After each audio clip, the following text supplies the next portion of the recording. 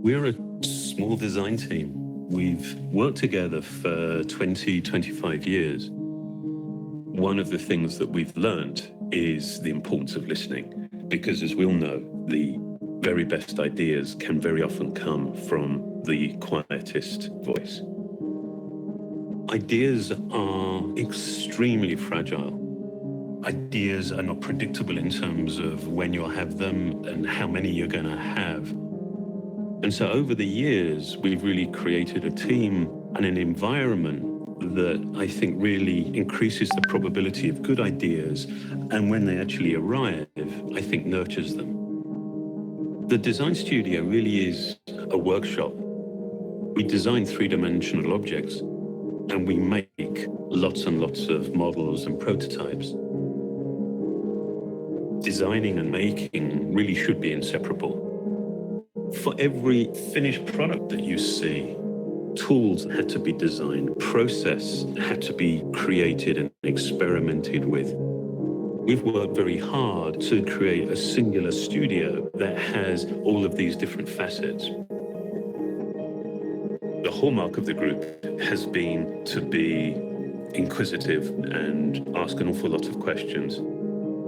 We have really made it a practice to just have our heads down and work and ignore, in some senses, all the reasons why something shouldn't be possible. This book captures a point in time of incredible transitions and quite shocking change. You understand the nature of an object so much more when you understand how it came to be. The book tells dozens and dozens of stories. You see momentum, you see learning. Of course, as designers, you live in the future. It's not that we're not interested in the work we've done before, it's just we are so consumed by what we haven't done yet.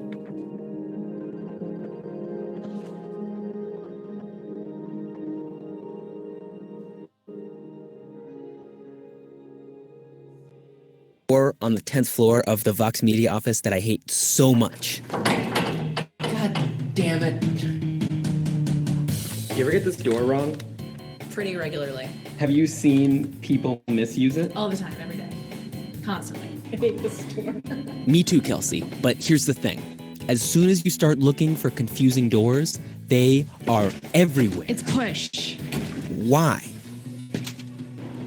I feel like Roman Mars would know about this. This is 99% Invisible. And those doors you hate are called Norman doors.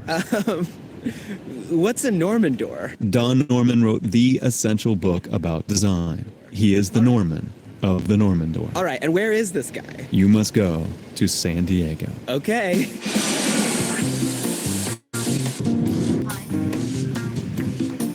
Hi, Joe. Hey. I'm Don Norman. It's hard to describe what I am. Well, he's been a professor of psychology, professor of cognitive science, professor of computer science, a vice president of advanced technology at Apple. But for our purposes. I was spending a year in England, and I got so frustrated with my inability to use the light switches and the water taps and the doors even, that I wrote this book. If I continually get a door wrong, is it my fault? No. In fact, if you continually get it wrong, it's a good, and if other people continually get it wrong, good sign that it's a really bad door.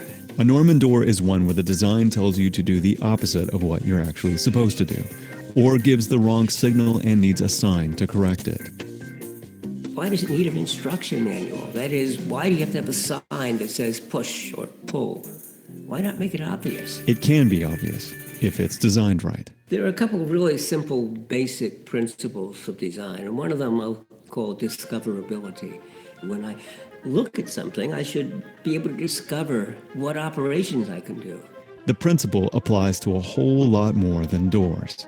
And it's amazing with many of our computer systems today. You can look at it, there's no way of knowing what's possible. Should I tap it once or twice or even triple tap? So discoverability, when it's not there, well, you don't know how to use something. Another is feedback. And so many times there's no feedback. You have no idea what happened or why it happened. And these principles form the basis of how designers and engineers work today, commonly known as user or human-centered design. I decided at one point the word user was a bit degrading. Why not call people people? And it's amazingly simple and amazingly seldom practiced. We call it iterative because it goes around in a circle. We go out and we observe what is happening today. We observe people doing the task. And from that, we say, oh, we have some ideas. Here's what we should perhaps propose to do. Then you prototype your solution and test it. Quite often, these are wrong at first. But each time we go around the circle, we do a better job of making the device until the point we're actually making something that really works. And this process has spread all over the world. And it turns out it's improving lives. From better everyday things like the ones that Don wrote about, To using the same process to solve huge problems in public health in developing countries. water, Sanitation, farming. lots more. So what'd be a better human-centered door? An ideal door is one that as I walk up to it and walk through it, I'm not even aware that I had opened the door and shut it. So if you had a door which had a flat plate, what could you do? Nothing. The only thing you can do is push. So see, you wouldn't need a sign. A flat plate, you push. This kind of push bar with the piece sticking out on one side works well too, so you can see what side you're supposed to push on. The vertical bars could go either way. A simple little hand thing, though, sort of indicates pull. But we still have terrible, terrible doors in the world. So many of them. There are lots of things in life that are fairly standardized, and therefore, whether I buy this house or not is not a function of whether it has good doors in it. And so, except for safety reasons, doors tend not to be improved. But the tyranny of bad doors must end. I think that it's a really shitty design. The fact that they put a pull handle when it's a push. And it should be a flat panel right here. And not a pull handle. That's how I feel about this store. It's very misleading. I agree. You're right, Becky. You're goddamn right. And if we all thought like you, well, we might just design a better world together. It won't open because it's a security door. What the f*** are you two doing? Hey, so as you can see, since I started making this video, they've since changed the door a little bit. I guess it's a step in the right direction. Thank you so much for watching, and to 99% Invisible, one of my favorite podcasts. It was so much fun to collaborate with them. Thank you, and check. Kita mulai kuliahnya ya. Assalamualaikum warahmatullahi wabarakatuh. Ya, kita akan kuliah di mata kuliah interaksi manusia dan komputer. Ya, oke. Interaksi manusia komputer itu salah satu mata kuliah wajib dan penting di informatika. Ini mengambil ide dari IMM, interaksi manusia dan mesin. Bisa juga mengambil ide dari interaksi manusia dan benda-benda di sekitarnya. Kita akan ngurusi bagaimana orang itu berinteraksi dengan komputer. Nah, apa sih yang akan kita pelajari di mata kuliah ini? Yang akan kita pelajari adalah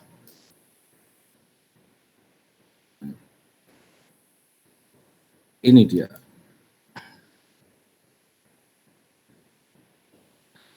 Nanti saya akan menjelaskan dalam mata kuliah ini ya, ke depannya saya akan menjelaskan tentang interaksi manusia komputer itu apa sih, hubungannya bagaimana.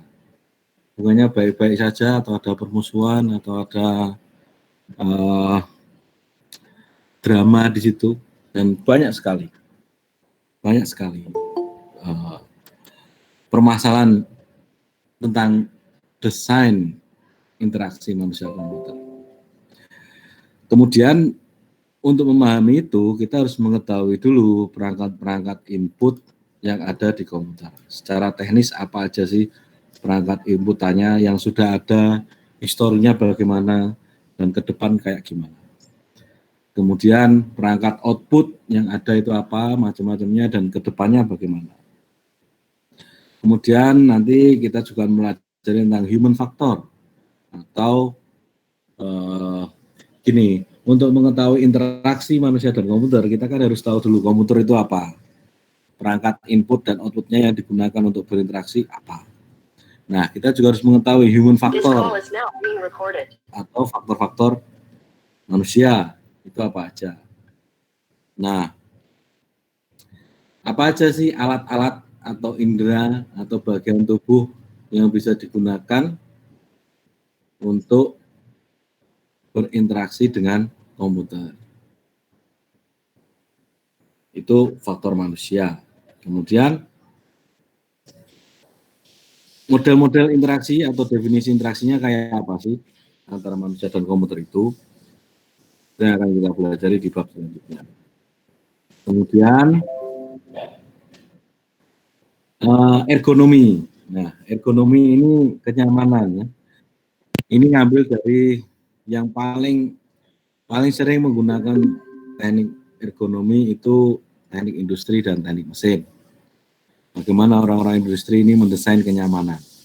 Semua ada kenyamanannya, termasuk kenyamanan penggunaan aplikasi.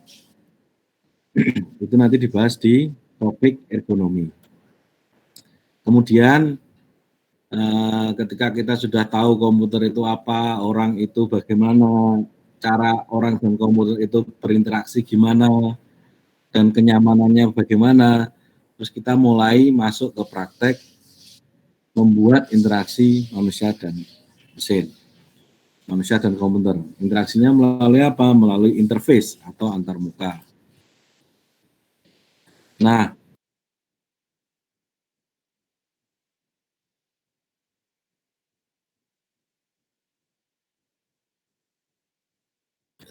sebagai seorang programmer, kita harus bisa mendesain antarmuka atau interface interaksi manusia dan komputer. Bagaimana cara memulainya? Memulainya dengan menggunakan metode user-centered design atau desain yang berpusat pada pengguna.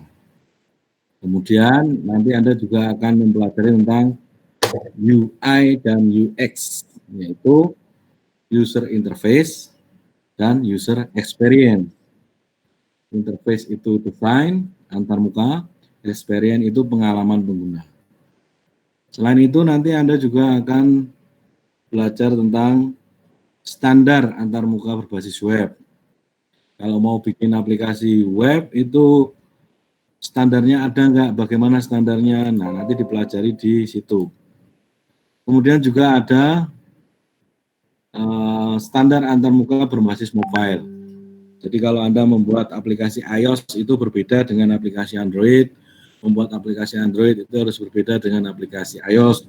Bukan asal beda ya, tapi cara membuatnya itu beda, karena technically mereka berbeda. Misalnya menu di Android itu di bawah, ada menu back, kemudian show all apps, dan apa itu, ada 3 menu di bawah. Tapi kalau di iOS nggak punya itu. Kebiasaan-kebiasaan ini juga harus disesuaikan ya. Jangan sampai Anda membuat aplikasi iOS tapi rasanya rasa Android, dan sebaliknya membuat aplikasi Android rasanya rasa iOS. Itu juga nanti perlu dihindari. Maka kita harus belajar standar membuat aplikasi atau antarmuka berbasis mobile. Setelah tahu standarnya, kemudian kita akan belajar membuat menyampaikan gagasan ke dalam suatu yang berbentuk atau fisikal, yaitu dengan paper prototyping.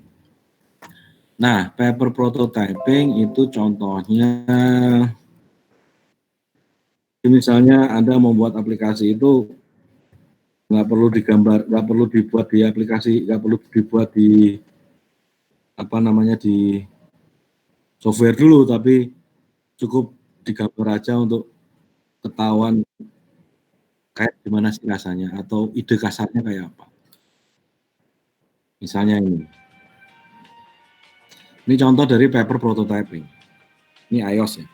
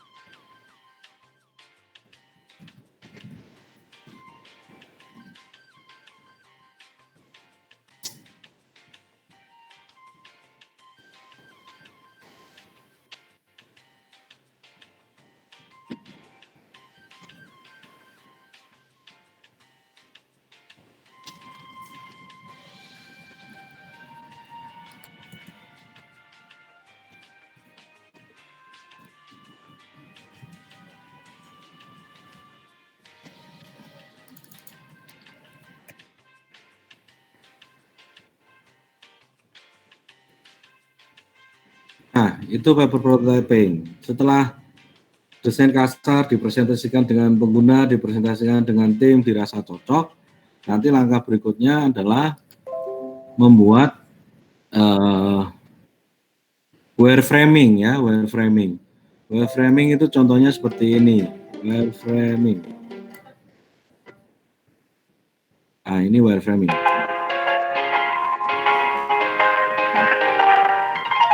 Today I'm in a bit of a different setup from my usual because I want to take you through the first stage of the web design process, which is wireframing.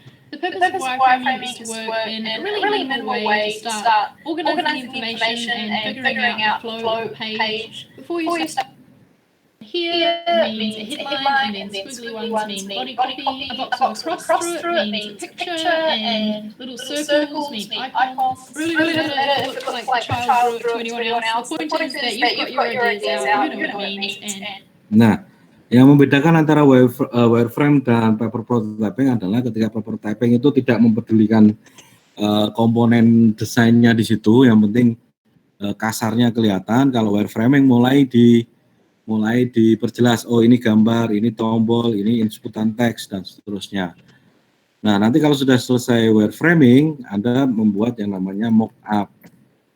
Mockup ini sudah hampir kayak aplikasi jadi ya. Misalnya mockup itu ini contoh. Okay, once you have the angle plugin for Figma installed, you can start using a tool that contains / this is going to open the menu and you can search any you have a library. But this is only available for paid users of Figma. And instead of going through this, you can just go to the assets and go to Team Library. And you're going to want to publish your library. But first you have. Nah, mockup bisa juga yang modelnya kayak begini. Ini banyak sekali mockup. Nah, setelah jadi mockup, baru dikasih ke developer untuk mendesain. Jadi langkahnya konsultasi dulu dengan user, membuat paper prototypingnya, kemudian wireframing, terakhir mockup oke, baru dikirim ke developer. Termasuk aset-asetnya semua. Warnanya itu nanti kodenya berapa, ikonnya apa, gambar-gambar yang ada di dalamnya itu dikirim semua ke developer. Nah, kalau sudah dibuat aplikasinya, langkah berikutnya yaitu testing. Kenapa testing masuk ke dalam salah satu poin interaksi manusia komputer? Karena disitulah evaluasi dari sebuah desain itu bisa dilakukan. Ya. Nanti yang dilakukan adalah A/B testing. Kemudian heuristic evaluation. Nah, itu selesai.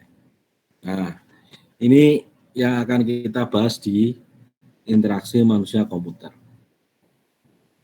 Jadi kalau direkap yang akan kita bahas, 1, interaksi manusia komputer itu apa, kemudian komputer itu apa, terutama alat inputnya, kemudian manusia itu apa, kemudian interaksinya itu kayak gimana, kemudian kenyamanan dalam berinteraksi atau ergonominya itu kayak gimana. Ini basic prinsipnya.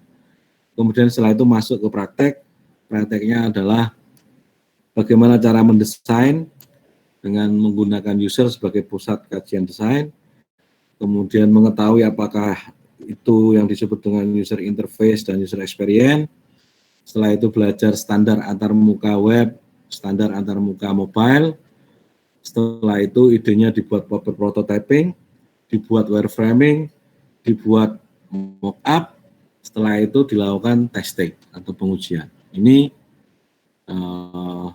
yang akan kita pelajari di interaksi manusia komputer. Tugas akhirnya apa? Tugas akhirnya adalah membuat aplikasi. Yang enak itu mobile aja, kalau web nanti agak terlalu besar. Tugas akhirnya adalah membuat aplikasi mobile yang berfungsi antarmukanya. Misalnya Anda membuat pinjaman online, ya itu tampilannya sudah jadi semua, tapi fungsinya tidak. Tidak bisa, misalnya tidak bisa nyimpan, tidak bisa ngitung hutang, tidak bisa Jadi yang saya butuhkan cuma aplikasi dengan antar mukanya saja. Bonusnya Anda langsung dapat nilai A kalau Anda pernah menang di challenge 99 Design. Bukan yang logo, tapi yang aplikasi. Pernah dengar 99 Design? Nah,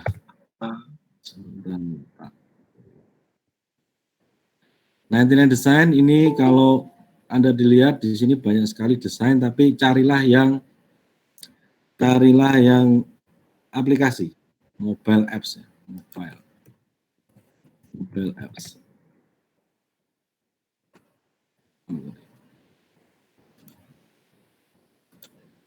Mobile Android application atau iOS application. Nah, di sini ada challenge. Silakan ikuti, kalau menang langsung A.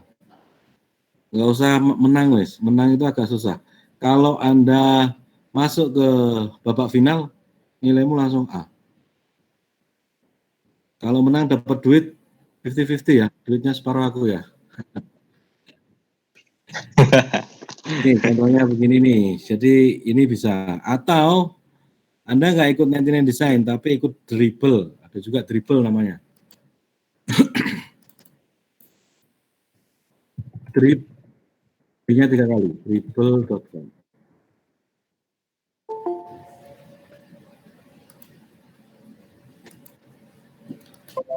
Ya, Anda bisa tampilkan di Dribble sampai di like beberapa orang, bukan teman Anda sendiri. Terus syukur-syukur dapat one-on-one proyek. Kalau dapat one-on-one proyek di Dribble, nilai langsung A. Masuk semifinal atau masuk finalis di 99 Design, nilai langsung A. Itu. Oke, di kuliah ini saya akan berbagi dengan Pak Eko dan akan ditemani dengan Bu Nia. Nanti ada 2 teman dosen yang akan membantu saya atau bekerja bersama dalam kelas ini, ada Pak Eko dan ada Bu Nia. Saya belum membagi materinya siapa ngajar apa, kapan, tapi mudah-mudahan dalam waktu dekat bisa tak share di Discord model kuliahnya bagaimana. Yang jelas tugas akhirnya membuat aplikasi, tampilannya aja, fungsinya nggak usah jalan. Bisa dapat nilai A kalau menang 99 Design atau dapat one-on-one proyek dari Dribble. Itu. Ada pertanyaan? Yuk.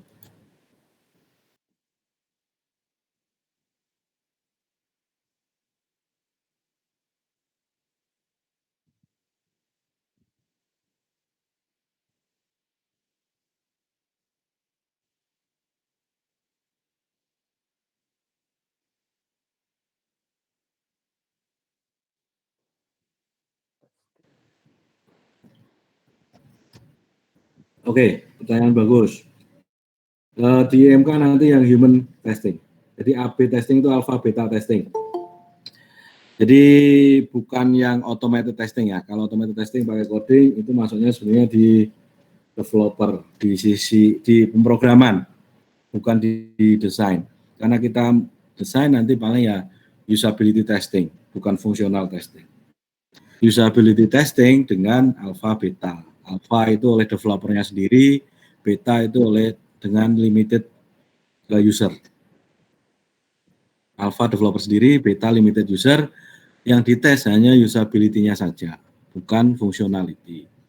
Terus tidak menggunakan automated testing, tapi manual. Itu. Lagi.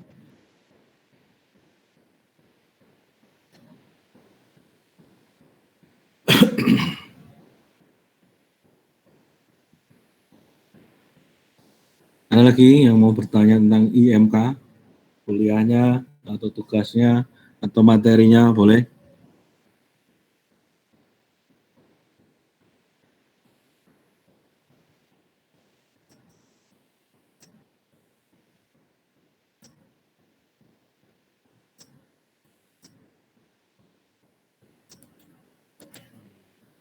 Gampang.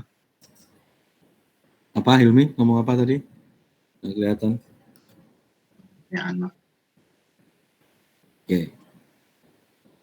Oke, saya akan menunjukkan salah satu video. Ini salah satu salah satu kejadian yang baru-baru aja terjadi gara-gara salah desain. Gara-gara salah desain hasilnya fatal.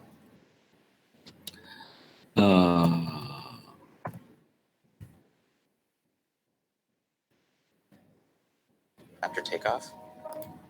Bentar, agak panjang ini videonya, tapi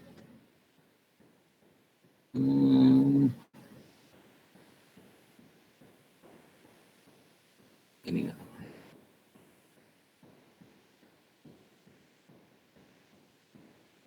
Nah ini, share screen.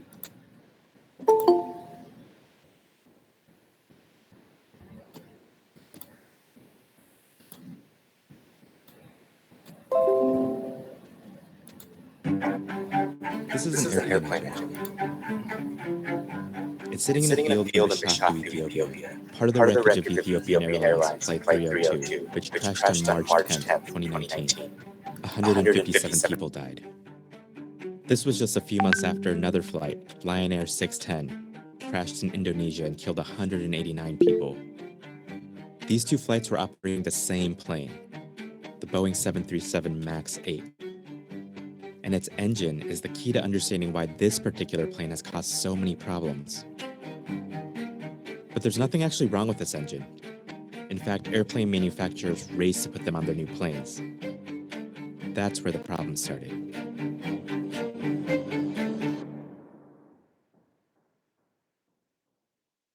The two biggest airplane manufacturers in the world are Airbus and Boeing, and they have a fierce rivalry. If one of them can offer a better plane, the other could lose a lot of money.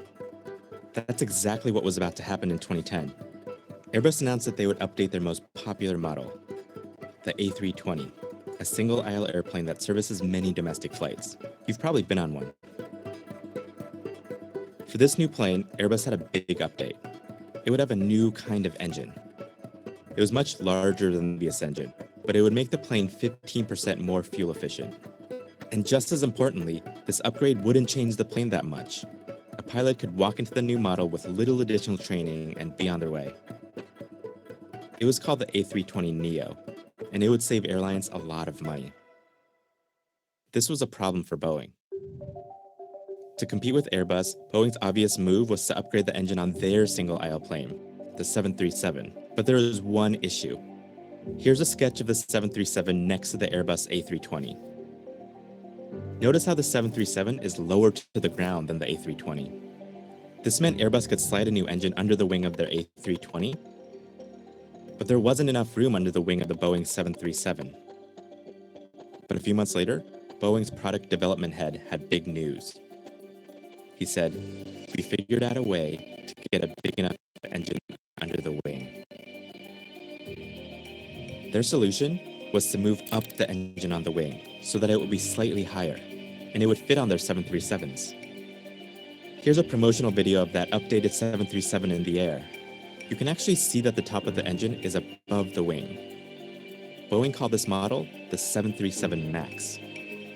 And just like Airbus with the A320, Boeing said that their new plane was so similar to its predecessor that pilots would only need minimal additional training. The 737 MAX became the hottest selling plane on the market. And it helped Boeing keep up with Airbus. Except moving the engine up on the 737 had a side effect. When the 737 MAX was in full thrust, like during takeoff, the nose tended to point too far upward, which could lead to a stall. This was a problem because these planes were supposed to behave exactly like the old ones. So Boeing came up with a workaround. Instead of re-engineering the planes, they installed software that automatically pushed the nose downward if the pilot flew the plane at too high of an angle. They called it the Maneuvering Characteristics Augmentation System, or MCAS. But because Boeing was selling the 737 MAX as pretty much the same plane as the 737, they didn't highlight the new MCAS system. Many pilots only got a 2-hour iPad course before entering the cockpit for the first time. And the training material didn't mention the MCAS software. In 2018, several American pilots complained to the federal government that the 737 MAX was suddenly nosing down. On October 29, 2018, Lion Air Flight 610 took off from Jakarta. In the flight report, which shows the plane's altitude over time, you can see that the plane was in full thrust during takeoff. But at a certain point, the nose of the plane kept lurching downward. The pilots couldn't figure out why this was happening. The captain asked the first officer to check the quick reference handbook. They couldn't find the solution. The pilots continued to fight with the MCAS. The plane struggled to gain altitude. Reports show it was likely because the computer was getting incorrect sensor data, pushing the plane toward the earth below. 12 minutes after takeoff, the plane crashed into the Java Sea.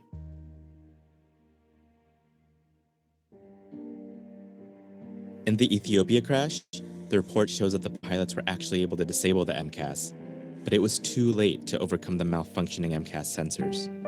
For now, nearly every 737 MAX 8 in service has been grounded, and the Federal Aviation Administration is facing scrutiny over how they rushed this plane through certification.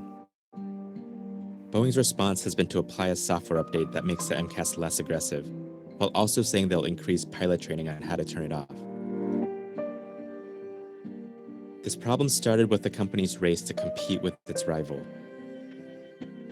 It pushed them to pretend like their new plane behaved exactly like their old one, even when it didn't.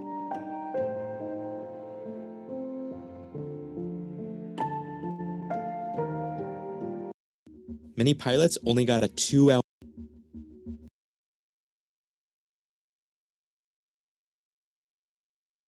Nah, ini yang jadi problem di desain.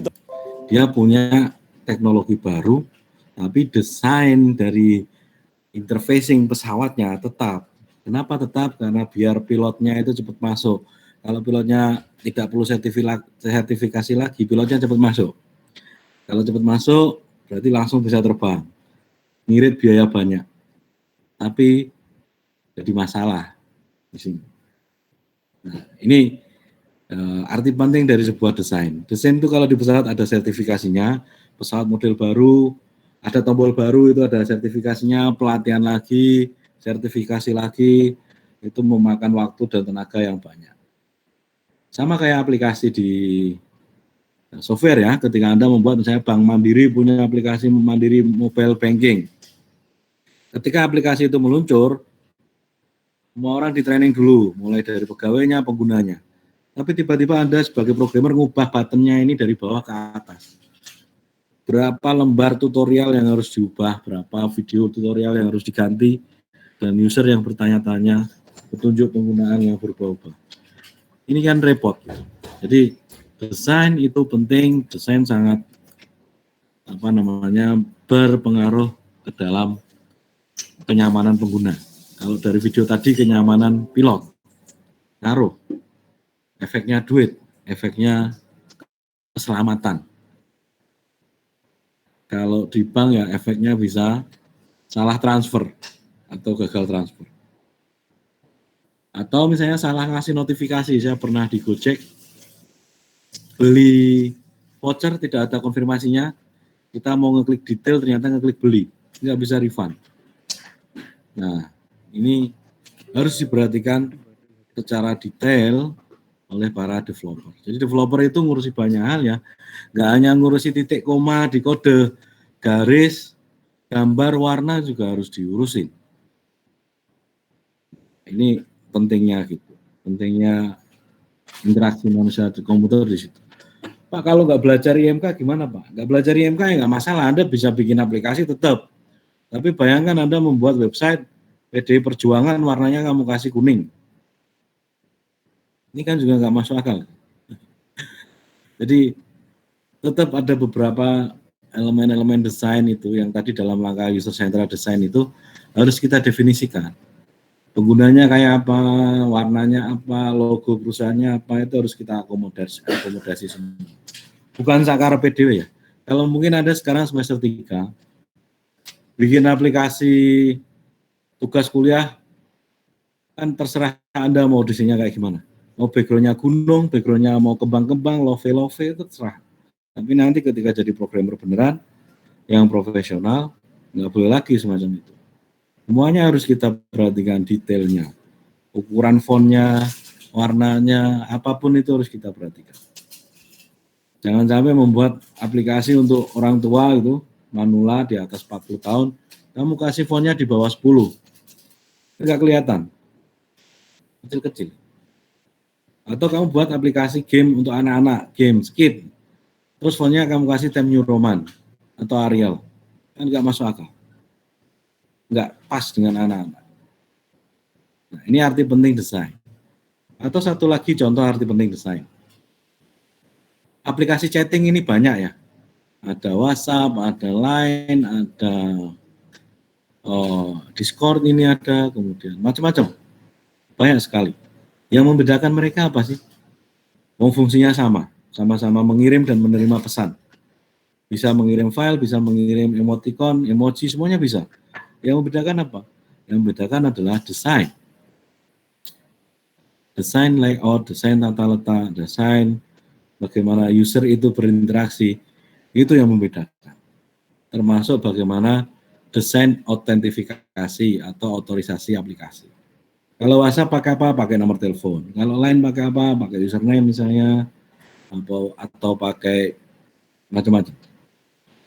Nah, pilihan-pilihan itu akan mempengaruhi karakter, pilihan-pilihan itu dipengaruhi oleh karakter pengguna.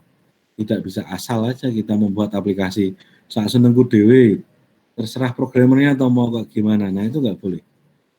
Jadi setelah ikut mata kuliah ini, Anda nggak boleh memasukkan keinginan pribadi Anda ke dalam sebuah aplikasi. Ya. Semuanya harus berdasarkan user, bukan karaktermu sendiri. Ada yang mau bertanya?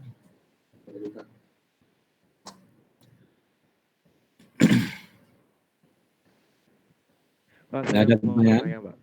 Ya, siapa ini? Zaki, monggo, Zaki. Ayo, Ya, siapa yang mau tanya? Jadi yang saya tahu itu kalau misalnya di startup atau perusahaan yang mengembangkan aplikasi gitu ya Pak ya, itu kan antara bagian programmer dan bagian desainnya itu ada terpisah gitu ya Pak ya. Nah, ya.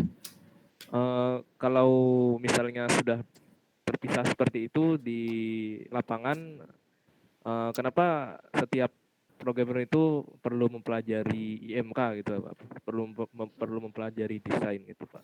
Kenapa Oke. itu, Pak? Oke. Ada lagi sebelum saya jawab? Oke, Mas. Valentino Rossi itu pembalap ya. Pembalap itu perlu tahu mesin nggak? Pembalap itu perlu tahu ban nggak? Pembalap itu perlu tahu cuaca nggak? Sama. Programmer memang Pak, kita nanti programmer. Oke. Di lapangan nanti terpisah, ada tim mekanik, ada tim, kalau di balap ya ada mekanik, ada yang ngurusin ban sendiri, ngurusi race sendiri, tapi kan tetap aja pembalap itu harus tahu, meskipun itu tidak akan jadi profesi mereka.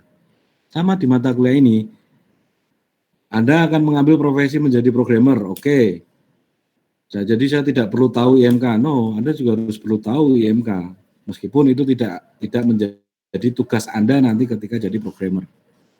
Atau bisa jadi di antara kalian ada yang mau mengambil profesi sebagai UI UX designer.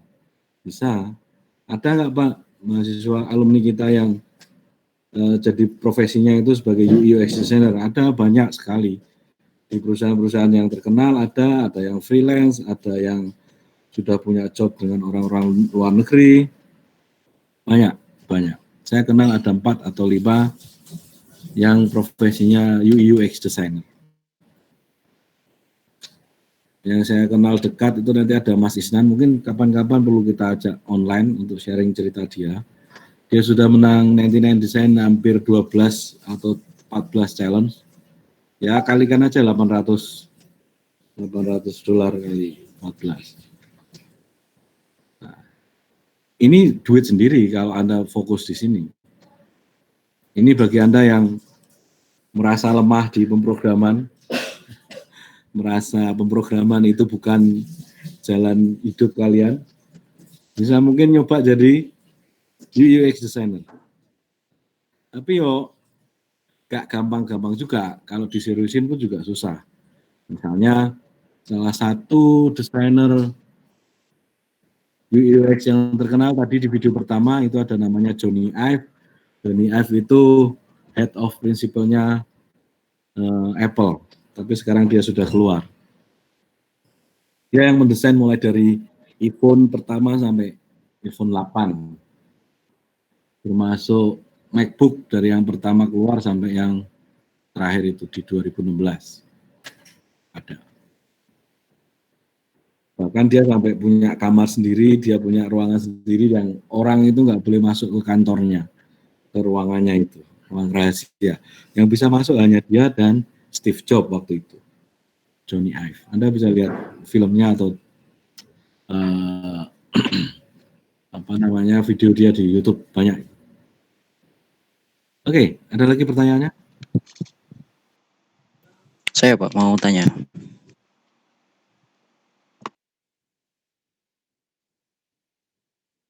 Ya, ayo silakan. Jadi kan saya pernah dengar itu gini, ada ungkapan bahwa sebaik-baiknya desain itu pasti ada yang nggak suka, dan seburuk-buruknya desain itu pasti ada yang suka, jelek-jeleknya maksudnya. Nah itu berarti ketika kita mendesain itu harus selalu ngikut customer gitu ya berarti. Terima kasih. Oke, pertama ada yang namanya standar, Mas. Kalau cantik itu relatif, kalau jelek itu mutlak. Ya enggak? Cantik itu relatif. Lu namanya cantik apa? Oh, tergantung Pak, dia bukan selera saya. Oke. Tapi kalau orangnya jelek, let's say siapa lah artis yang tahu jelek, semua orang akan ngomong jelek semua. Karena ada standarnya. Nah, makanya kita harus belajar standar dulu. Ada yang namanya standar web dan ada standar mobile. Di mobile, Android mengeluarkan material design. Di iOS saya lupa nama besarnya, tapi dia juga punya standarnya. Standar warna, standar tombol, standar layout, standar font, semuanya ada. Nah, masalah improvement, masalah itu nanti cantik atau tidak, bagus atau tidak, komunikasi dulu ke pengguna. Bukan kita.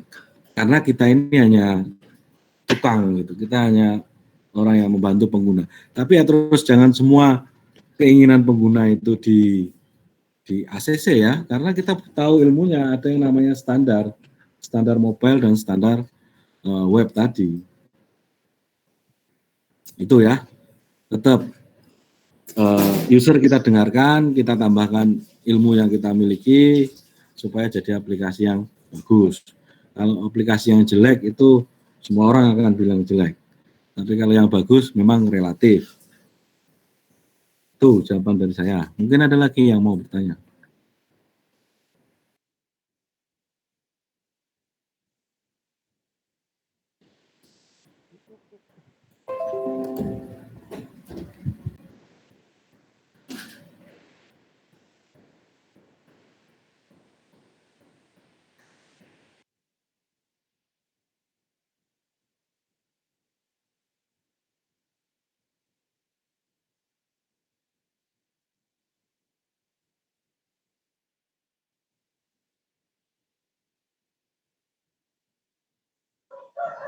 Saya Pak mau bertanya. Terus, yuk tanya. Semisal mau tahu gambarannya materi kuliah tentang IMK ini gimana ya Pak? Masih bingung ya Pak, gambaran materinya. Materinya, oke, maksudnya gimana? Materinya apa aja atau PPT-nya mana atau gimana? Nah itu Pak, materinya itu menyangkut kayak gimana aja. Nah, kalau terus mempelajari tentang apa aja. Kalau bahasanya tadi kan udah disebutkan tuh Mas, yang akan kita pelajari itu tadi ada interaksi manusia komputer itu apa, komputer sendiri apa, human itu apa, interaksi apa, ergonomi, UCD, UX, standar, prototype, wireframe, testing. Itu pokok bahasanya.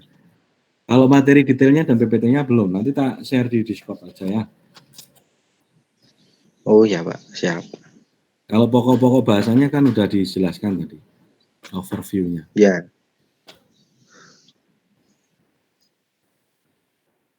Oke, ada lagi?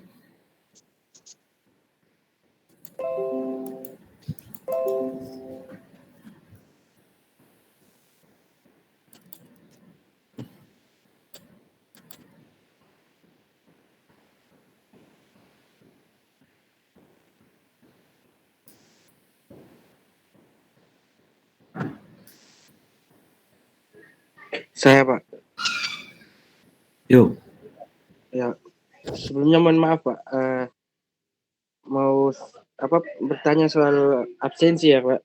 Soalnya kemarin yang Mulmed itu kan pas sempat screenshot terus masukkan ke Discord tuh Pak. Nah di situ saya tidak ada Pak. Soalnya jaringan saya error terus saya login masuk tidak lama keluar Pak. Begitu berulang-ulang terus Pak. Nah pada saat pas screenshot itu saya tidak ada Pak gitu. Nah pertanyaan model presensinya itu apa pakai screenshot hasilnya dari meeting ini apakah atau dari tugas atau yang lain Pak? Oke. Terima kasih Pak. Ini kamu dari Sulawesi ya? Enggak Pak. Dari mana? NTT Pak. Oh NTT. Bahasanya apa aksennya hampir mirip-mirip. Oke, Ya, saya termasuk dosen yang tidak begitu rajin nyatet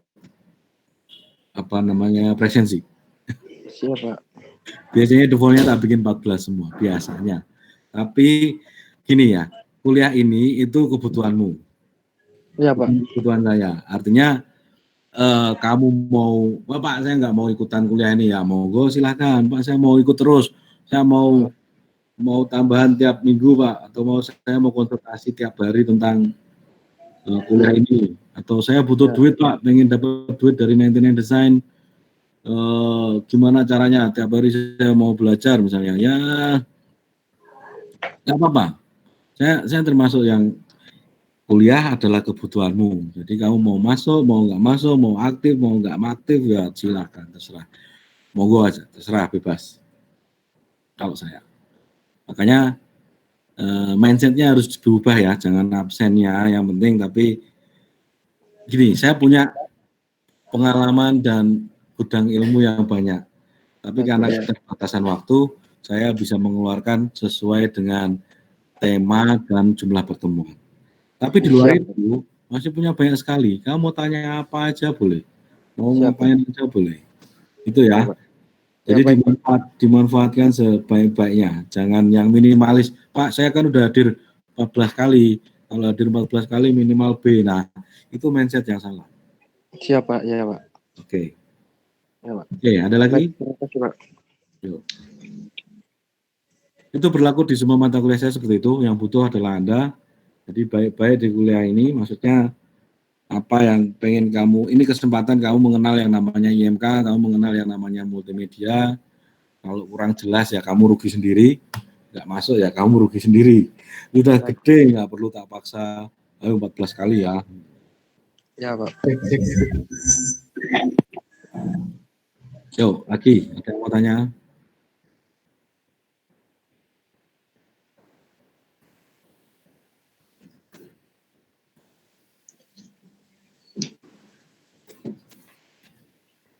Saya tanya lagi, Pak. Yo.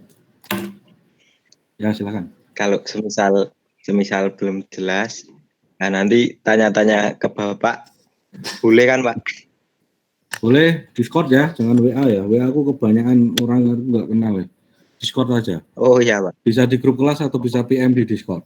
Kalau itu menarik untuk dibahas di kelas, tak bawa ke grup kelas. Tapi kalau misalnya itu sangat private, misalnya Pak saya dapat tugas dari kantor nih kok jelek terus gimana ya, bisa PM. Tapi kalau kasusnya itu menarik untuk didiskusikan di grup Discord ya, kita bawa ke grup Discord.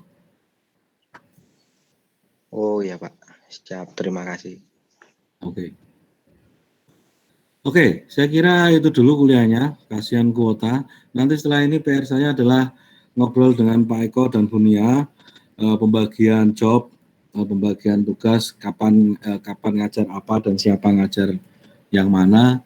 Kita fokus diskusinya melalui Discord ya, gitu. Oke, kalau nggak ada pertanyaan lagi, kita akhiri sampai sini. Terima kasih. Assalamualaikum warahmatullahi wabarakatuh. Waalaikumsalam warahmatullahi wabarakatuh. Waalaikumsalam.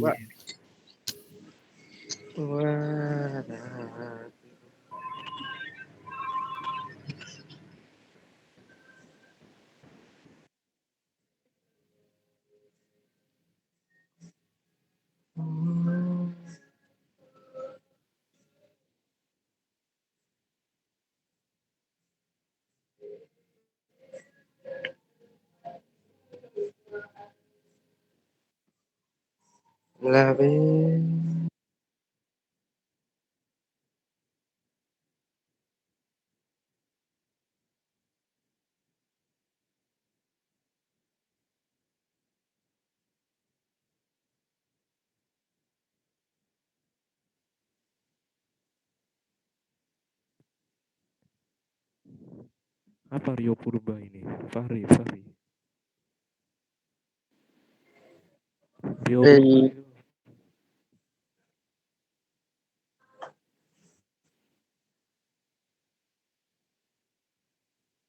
Oh itu dia yang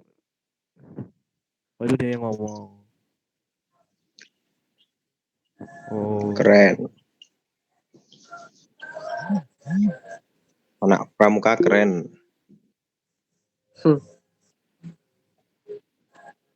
Hostnya siapa ini hostnya? Fahri kan? Hostnya siapa ini? Pakai sendiri. Itu habis nanya itu. Rumah terus. Apa sih rumah terus ya? Pak Aul yang host.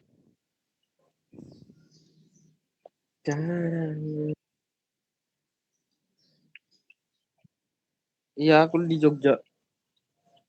Dia kan jadi orang Jogja asli. Woi, siap. Udah jadi orang Jogja asli, Pak. Ya,